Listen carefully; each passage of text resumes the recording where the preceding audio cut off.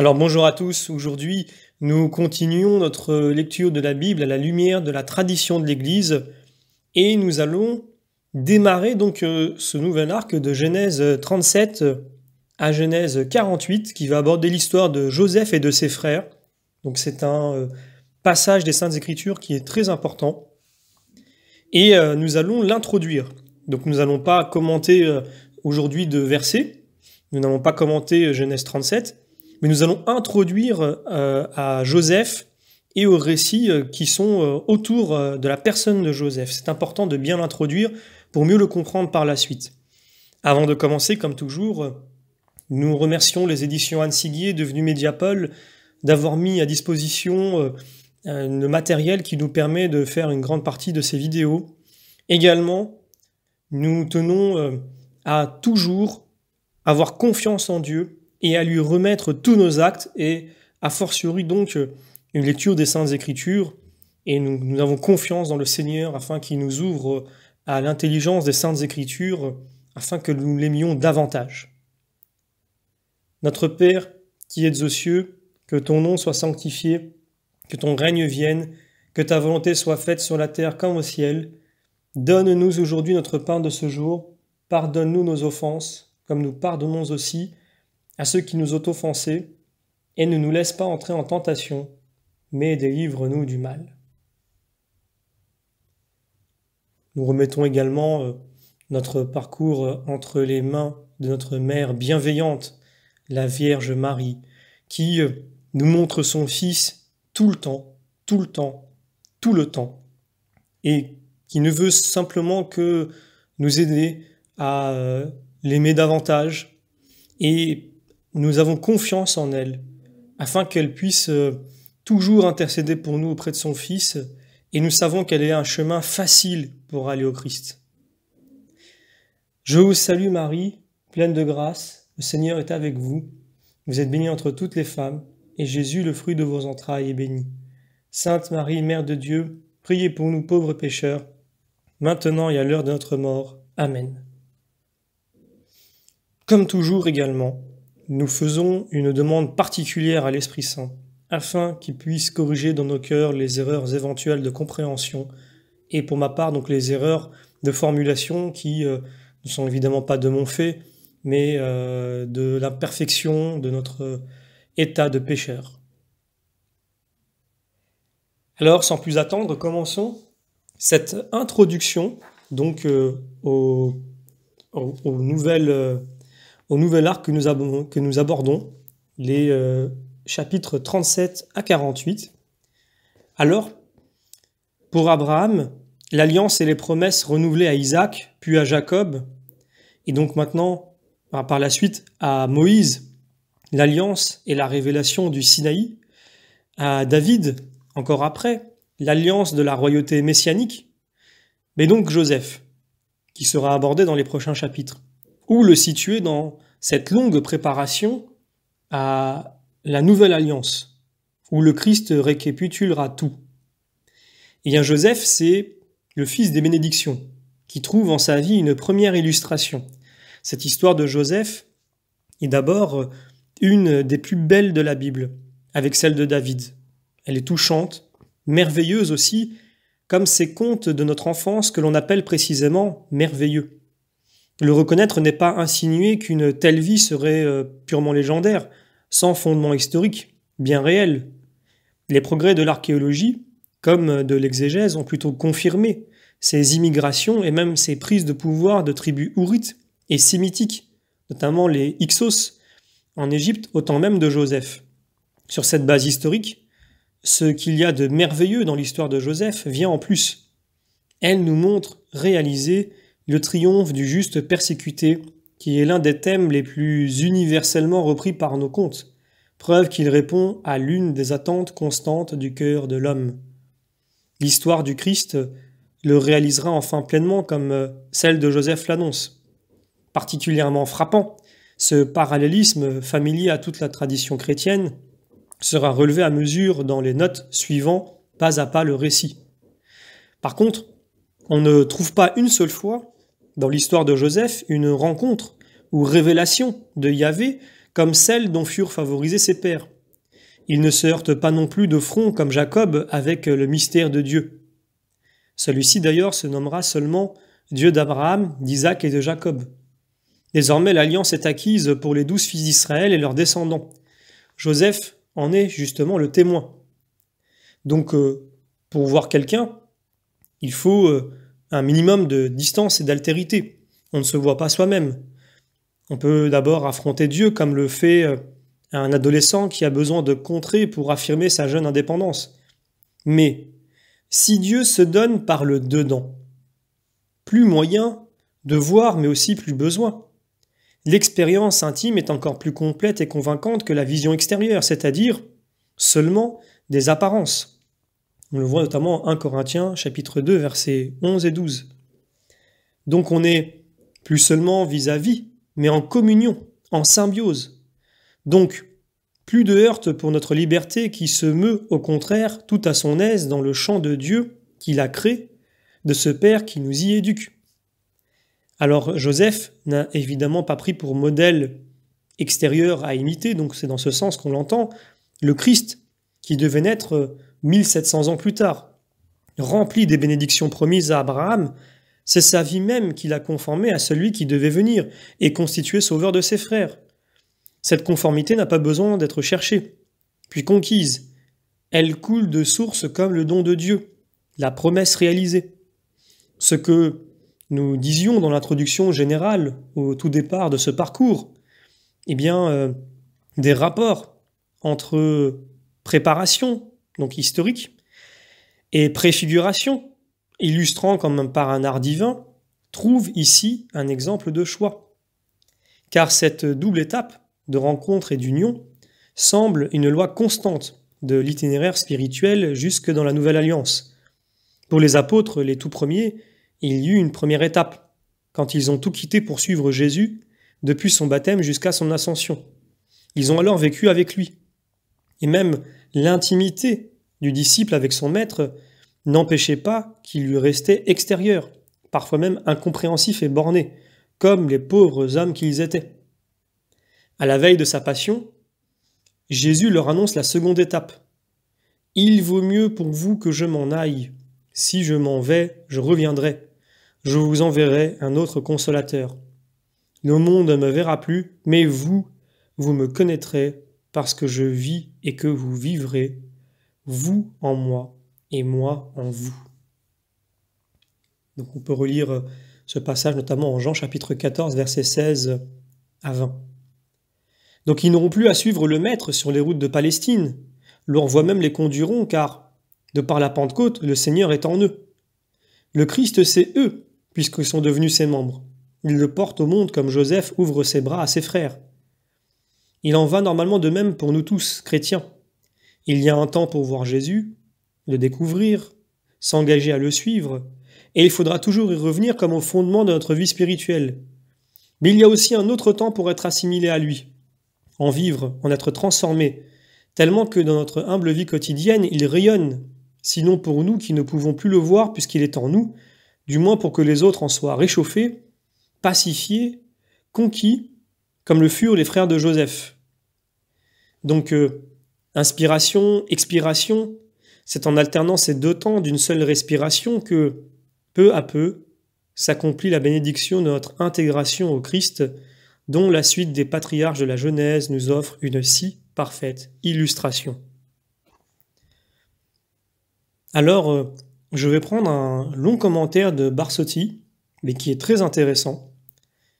La Genèse se termine par l'histoire de Joseph. Joseph est le préféré, mais il n'est pas le premier-né des 12. En lui se continue le mystère d'une élection toute gratuite qui ne semble tenir aucun compte des droits de la nature. Et comme pour Abel, comme pour Isaac, comme pour Jacob, la prédilection divine est cause que l'élu est soumis à l'épreuve de l'envie et de la jalousie de ses frères. Toutefois, la lignée patriarcale s'interrompt avec Jacob.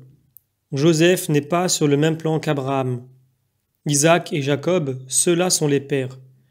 Et la tradition d'Israël les vénère singulièrement à un titre unique. Ils sont des hommes à part, des hommes que la communion est interrompue avec Dieu a séparés et continue à séparer de tous les autres. À ces trois s'ajoutera plus tard Moïse, qui, comme les trois premiers patriarches, sera considéré comme un homme à part, d'une autre stature que le reste des mortels. La vie intérieure de ces géants, précisément parce qu'elle est caractérisée par une expérience mystique qui les met en rapport direct avec Dieu, transcende la vie des autres hommes. Elle est plus admirable qu'imitable. Abraham est certainement un type de juste, mais la justice d'Abraham, réalisée et vécue dans une familiarité avec Dieu qui dépasse toute possibilité d'imitation, est plutôt l'attestation de la grandeur unique du peuple d'Israël, comme le peuple que Dieu a élu globalement dans l'élection de celui qui en était la souche. Pour la Kabbale, le destin merveilleux d'Israël ne s'identifie pas au destin de toute âme. Le rapport de Moïse avec la Shekinah est une union nuptiale qui préfigure l'union nuptiale de Yahvé avec son peuple. Oui, mais jamais l'âme du pieux israélite ne pourra aspirer à ce degré d'union. De même, Abraham est le type du juste, mais un type dans lequel l'Israélite voit moins l'idéal de chaque âme que la grandeur unique de la nation née du saint patriarche. Le type du juste, c'est plutôt Joseph. Pour tout Israélite, Joseph est moins un père qu'un frère. Sa grandeur humaine dépasse peut-être celle des trois premiers patriarches, mais cette grandeur ne les sépare pas de ceux en qui coule le même sang. La vie mystique de Joseph n'est pas comparable à celle des trois premiers patriarches ou de Moïse. L'Écriture ne nous le montre pas vivant en une expérience directe de Dieu, qui se montrerait à lui ou conserverait avec lui, contracterait une alliance avec lui personnellement. C'est précisément cette alliance qui met les trois patriarches à part du peuple et les rend inaccessibles dans leur solitude. L'intervention directe de Dieu qui occupe toute l'histoire d'Abraham cède la place dans l'histoire de Joseph au récit dramatique et profondément humain des péripéties extraordinaires dont il fut le héros. Il n'y a sans doute pas dans toute la Sainte Écriture une autre histoire qui soit aussi pleine d'émotions, aussi riche en sentiments humains. Ce qui transparaît en ces pages, c'est la fraîcheur d'un jeune cœur qui s'ouvre à la vie, plein d'assurance, et croit que le monde entier gravite autour de lui. L'ingénuité limpide et heureuse de Joseph explique l'envie et la jalousie qui l'excitent autour de lui. Si jamais l'idéal hellénique a coïncidé avec l'idéal moral d'Israël, c'est bien dans l'histoire du jeune Joseph. En lui, bonté et beauté ne font qu'un. Caractère franc, ouvert, candide, incapable de sentiments qui ne soient pas nobles, généreux et délicats. La prédilection de Jacob est l'expression visible d'une prédilection divine, qui dans un monde de turpitude et de violence, le protège et le sauve. Sa vertu est mise à l'épreuve, mais il semble que la tentation n'effleure même pas son âme, ne trouve pas de prise sur lui. On dirait qu'en lui, l'homme est encore dans l'état d'innocence. Dans sa chasteté, la mystique hébraïque, avons-nous dit, voit le type de l'homme juste, de l'homme qui n'a pas péché. Si le péché dans la Genèse s'identifie jusqu'à un certain point avec la luxure, la chasteté de Joseph fait resplendir l'idéal parfait de la beauté morale. Le caractère moins personnel de l'expérience mystique de Joseph se manifeste, entre autres choses, par le changement des noms divins. Alors que dans l'histoire d'Abraham prévaut le nom de Yahvé, dans celle de Joseph, on rencontre presque uniquement le nom d'Élohim. Et précisément pour signaler l'importance qu'a dans cette histoire l'épisode de la tentation, il est remarquable que le nom de Yahvé est mentionné pour la dernière fois dans la Genèse au chapitre 39e. Joseph triomphe de la tentation et Yahvé est avec lui. Donc Genèse 39, 21. On ne trouve pas dans la vie de Joseph apparition ni parole de Dieu, mais tout ce qu'il fait est béni du Très-Haut. Dieu garde le silence parce que d'une certaine manière, il n'est plus l'autre en face de Joseph. Dieu vit la vie de Joseph. Tout ce que fait Joseph, Dieu le fait avec lui. Tout ce que dit Joseph, Dieu le dit avec lui. Cette conception de la Genèse sur l'unité de l'opération divine et de l'opération humaine dans l'agir de l'homme est merveilleuse. Dans la vie intérieure de Joseph, il n'y a plus cette terreur sacrée en présence de la divinité qui distingue la première rencontre de l'homme avec l'absolu. Il n'y a pas de drame dans sa vie intime, et précisément, cette identification mystique se concrétise en un idéal incomparable de vie morale. Ce qu'on a écrit ici et là, sur les défauts de Joseph, me laisse peu convaincu. Pour l'époque où fut écrite la Genèse, et plus encore pour l'époque où vécut Joseph, il est un modèle indépassable, le type même du juste. C'est pourquoi la mystique hébraïque se plaît à contempler le futur Messie dans l'éclairage du fils de Jacob, pampre de la vigne exubérante, sur lequel paraît s'accomplir la bénédiction d'une fécondité miraculeuse promise par Dieu à Abraham. La mystique de Saphed voit dans la Galilée la patrie du futur Messie, et dans la mystique de Saphed voit dans la Sainte Écriture, il y a vraiment à partir de la Genèse une double tradition prophétique à ce propos. Isaïe, qui rappelle plusieurs fois la victoire de Gédéon sur Madian, voit l'aurore de la lumière messianique se lever de la terre d'Éphraïm. Et si le véritable héritier de la promesse n'est pas Joseph mais Judas, Joseph reste avec Isaac, la figure prophétique la plus impressionnante du juste souffrant qui sauve Israël et les nations. Il est le type du juste non seulement par ses souffrances et les événements de sa vie, mais plus encore par sa vie intérieure, par les sentiments de son âme et la pureté de son cœur. Joseph est absolument libre de toute amertume à l'égard du mal qu'on lui a fait. C'est là que sa noblesse d'âme brille avec le plus d'éclat. Son esprit est resté pur et son cœur innocent. Toutes les douleurs, toutes les tempêtes sont passées sur lui et l'ont laissé intact, ne l'ont pas aigri, ne l'ont pas fermé à la tendresse. Tous les honneurs l'ont élevé au-dessus des ambitions humaines les plus audacieuses, et n'ont pas réussi à alourdir son âme du poids de l'orgueil. Au terme de sa vie, il est comme au début, une âme candide, lumineuse, ne connaissant que la bonté, l'amour filial, tendre, vif, profond, l'amour fraternel. Il ne croit même pas d'ailleurs à la méchanceté de ses frères, en Genèse 45. Et en même temps, la bienveillance attentive et sage envers son maître, puis envers le pharaon, et enfin à l'égard de tout un peuple étranger qu'il sauve de la pénurie et de la famine. L'histoire de Joseph nous enseigne surtout qu'une profonde vie religieuse et en même temps morale, je veux dire par là qu'elle s'incarne comme naturellement en un idéal de pureté et de bonté. La connaissance pratique et vivante de la loi morale est le fruit d'une communion avec Dieu et révèle l'intimité profonde de cette communion. L'expérience religieuse ne dépend pas de vision extérieure. Devenant intime à l'âme, elle la transforme. Dieu se révèle alors dans le secret de la conscience. C'est lui qui est à l'œuvre dans cette horreur du péché qui empêche Joseph de céder à la tentation, dans cette bonté qui exclut de son esprit toute pensée de vengeance. On voit notamment Genèse 50, 21. La vertu morale n'est pas décrite comme une valeur en soi. La vie éthique dans l'histoire de Joseph, et d'ailleurs dans tout l'Ancien Testament, s'identifie à la vie religieuse. Dieu s'est rendu intime à l'homme et c'est précisément cette révélation intérieure, cette intime expérience de Dieu, impliquant un idéal moral élevé, qui par rapport à la religion primitive, où Dieu se fait connaître dans les phénomènes de la nature, marque un progrès, marque exactement le passage de l'alliance noachique à l'alliance abrahamique. Cette expérience de Dieu n'a besoin d'aucune manifestation extérieure. C'est une révélation toute intime et personnelle, mais elle n'en est que plus grande. Une vraie communion de Dieu et de l'homme ne se réalise que dans une telle révélation intime. Dieu, en quelque manière, s'incarne déjà en l'homme. C'est seulement dans une telle expérience qu'est surmonté l'abîme ouvert par le péché. À une situation de dissidence, de séparation violente, d'opposition, succède par l'alliance abrahamique, le processus d'une intimité croissante qui ne sera jamais rassasiée jusqu'au jour où Dieu et l'homme, dans le Christ, ne seront plus qu'un.